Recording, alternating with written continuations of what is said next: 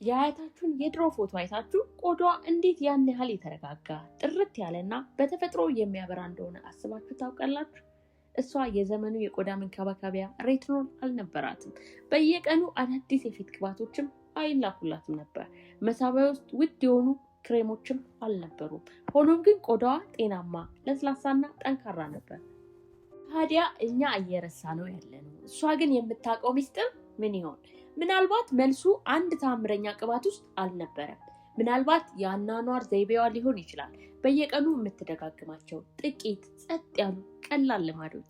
ሰላም ጤና ይስጥልኝ ውድ ቤተሰቦቼ፣ የዛሬው ቪዲዮአችን የሚያተኩረው በዚህ ላይ ነው። ስለ ሚራክል የውበት ሚስጥር ወይም ስለ አዳዲስ ፋሽኖች፣ ትሬንዶች አናወራም። ብዙ አያቶች የቆዳ እንክብካቤ ስኪንኬር ብለው ስም ሳይሰጡት በየቀኑ ይኖሩበት ስለነበረው ጥበብ እንጂ ጊዜ ወስደው ሳይቸኩሉ ነበር ራሳቸውን የሚንከባከቡት። ፊታቸው ላይ ብዙ አይነት ነገር አይቀቡም ነበር። ቆዳቸውን እንደ ጠላት አይታገሉትም። ይልቁንም በእንክብካቤና በፍቅር ነበር የሚያዩት።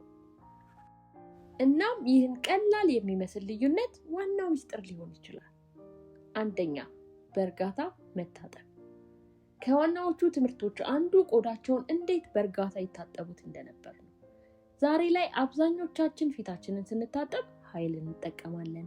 በጣም የሞቀ ውሃ እንጠቀማለን። ፊታችንን አጥብቀን እንፈትጋለን።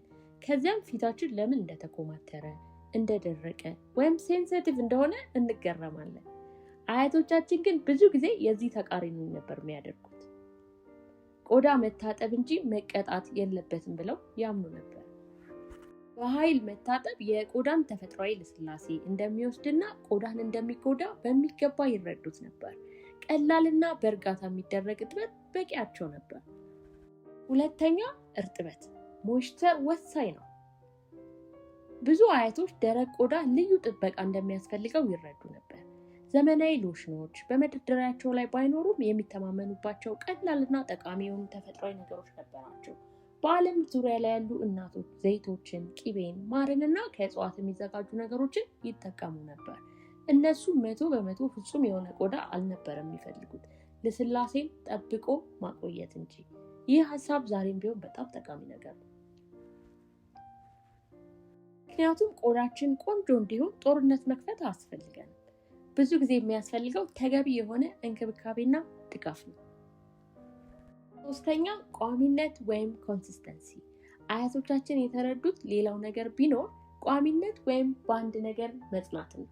ይሄኛው አዲስ ወጥተዋል ያቀላል ስለተባለ ብቻ በየቀኑ የሚቀቡትን ነገር አይቀያየሩትም ነበር። በጥቂት ልማዶች ያምናሉ፣ በእነሱም ይጸናሉ። እንዲህ አይነቱን ልማድ አሁን ላይ አሰልቺ ሊመስለን ይችላል። በተለይ ተፈጥሯዊ ውህዶችን ስንጠቀም ጊዜ የሚበላብን ይመስለናል። ግን አሰልቺ የሆነ ነገር ሁሉ መጥፎ ነው ማለት አይደለም። የቆዳ እንክብካቤ ውጤት እንዲያመጣ የሚያደርገው ይህ ቋሚነት ነው። ቆዳችን ሁሌ ከተለያየ አዲስ ነገር ጋር ከመላመድና ከመፈታተን ይልቅ ለተረጋጋና ለዘላቂ እንክብካቤ የተለየ ምላሽ ይሰጣል። አራተኛ፣ ውሃና ሚዛናዊነት። ብዙ ሴቶች ለፊታቸው በጣም የሞቀ ውሃ ከመጠቀም ይልቅ ለብ ያለ ወይም ቀዝቃዛ ውሃን ይመርጡ ነበር። በፊታቸው ላይ ያለውን ዘይት ሙሉ በሙሉ ለማስወገድ አይሞክሩም። ይልቁንም ቆዳቸውን ለማረጋጋት እና ሚዛኑን ለመጠበቅ ይጠቀሙበት ነበር። ይህ እስካሁን ካሉት የውበት ትምህርቶች ሁሉ እጅግ ብልህነት የተሞላበት ትምህርት ነው። ቆዳችን ተፈጥሯዊ ወዙን ሁልጊዜ ሲነጠቅ በምላሹ ይበልጥ ሊቆጣ፣ ሊደርቅ ወይ ደግሞ ከመጠን በላይ ወዛም ሊሆን ይችላል። ነገር ግን በእርጋታና በጥንቃቄ ስንይዘው የተረጋጋና ጤናማ ሆኖ ይቆያል። አምስተኛ፣ ውበት ከቆዳ በላይ እንደሆነ ያውቃሉ። ከዚያ አልፎ ሰፋ ያለ እይታ ነበራቸው። ውበት ማለት ስለሚቀቡት ነገር ብቻ አልነበረም። በቂ እንቅልፍ ማግኘት፣ ንጹህ አንሶላ፣ እረፍት ማድረግና የተረጋጋ የዕለት ተዕለት ውሎ ወሳኝ ነበሩ። አያቶቻችን በዘመናዊ የቆዳ እንክብካቤ ቃላት አይናገሩት ይሆናል፣ ነገር ግን አንድ ትልቅ ነገር ይረዱ ነበር። የአኗኗር ዘይቤያችን በቆዳችን ላይ እንደሚንጸባረቅ። ህይወት በሩጫ የተሞላ ከባድ ወይም የተመሰቃቀለ ሲሆን ቆዳችንም ያንኑ ነው የሚያሳየው። ህይወታችን እረፍት፣ እርጋታ እና ጥንቃቄን ሲያካትት ቆዳችንም ያንኑ ያንጸባርቃል። ስድስተኛ፣ የጥንቱን መሰረት ይጠብቃሉ። በብዙ ቦታዎች ቤተሰቦች የራሳቸው የሆነ የውበት ወጎች ከትውልድ ትውልድ ያስተላልፉ ነበር። በኢትዮጵያና በተለያዩ ሀገራት ሰዎች ለረጅም ጊዜ በማር፣ በእጽዋት፣ በዘይቶች በአጃና ከአካባቢያቸው በሚያገኙት ባህላዊ ውህዶች ይጠቀሙ ነበር። ግብአቶቹ ከቦታ ቦታ ሊለያዩ ይችላሉ፣ ግን ፍልስፍናው አንድ ነው። ታጋሽ ሁኚ፣ ገር ሁኚ፣ ቆዳሽን አትታገዩ፣ ከተፈጥሮ ጋር አብረሽ ስሪ። ይህ መቼም ቢሆን የማያረጅ ጥበብ ነው።